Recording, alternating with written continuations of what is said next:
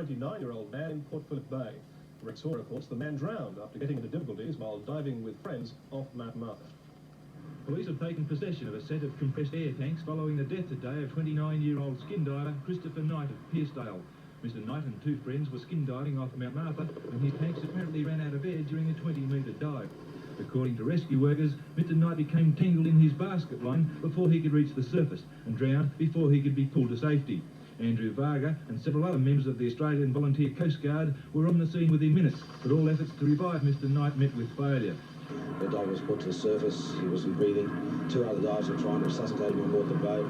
We responded with two Coast Guard vessels and divers went out to him, trying to resuscitate him on the spot, and while we were bringing him back to shore, arranged for an ambulance to meet him at shore, and they tried with oxygen, but he was gone at the time when he came to the surface. 29 of Pearcedale on the Mornington Peninsula. Christopher Knight and two friends had been diving for scallops at a popular spot just off Mount Martha this morning.